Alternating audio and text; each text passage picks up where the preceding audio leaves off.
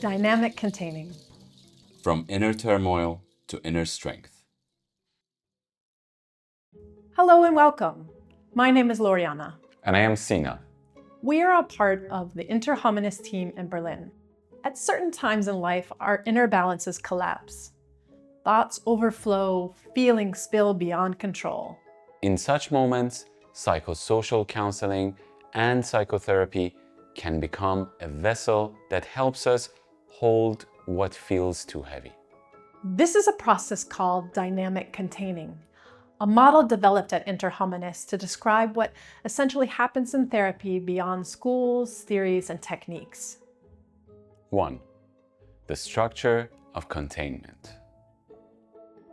Picture this: 2 containers forming a double vessel, and within them, a double helix.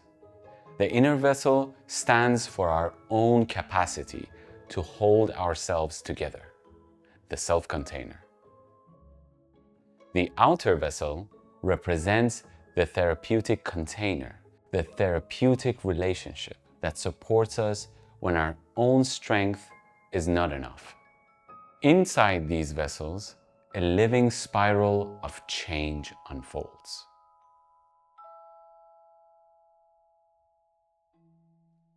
Number 2, the 4 movements of dynamic containing.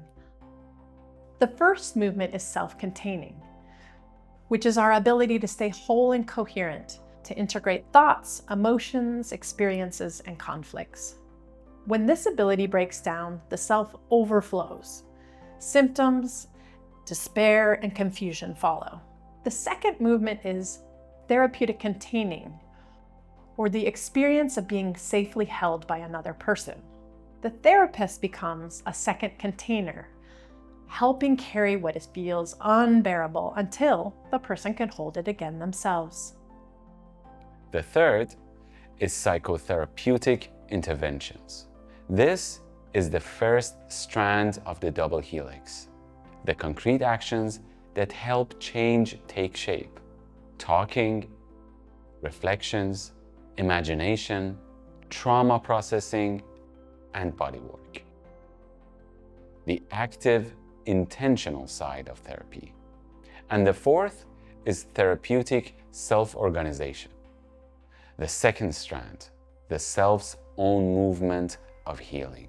Once safety is restored, something begins to reorganize itself from within. It is not planned or forced. It arises naturally when space and trust exist. Therapy, then, is a dialogue between what is done and what unfolds by itself. Number 3, the case of Ms. N. A refugee and young mother, who we'll call Ms. N, came to therapy deeply exhausted.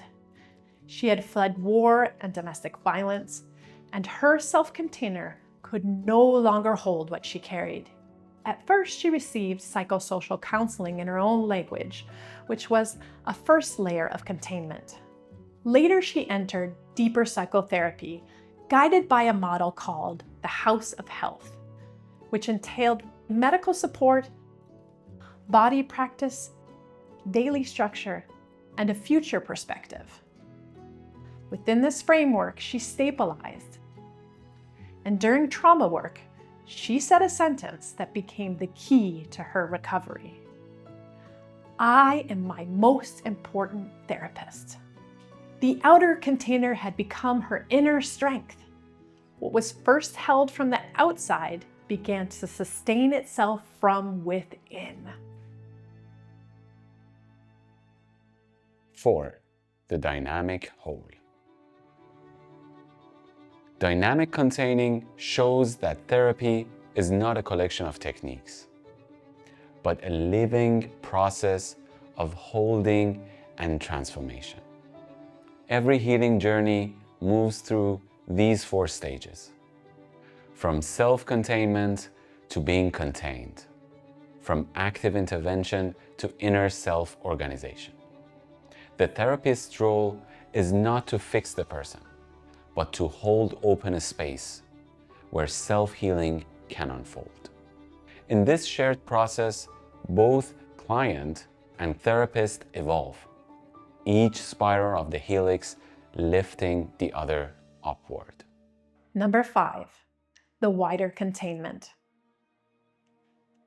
No healing happens in isolation. Every personal container is a part of a wider one, a family, a community, a society.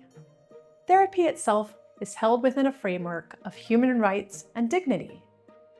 This is what we call normative empowerment, helping people find safety, justice, and a voice.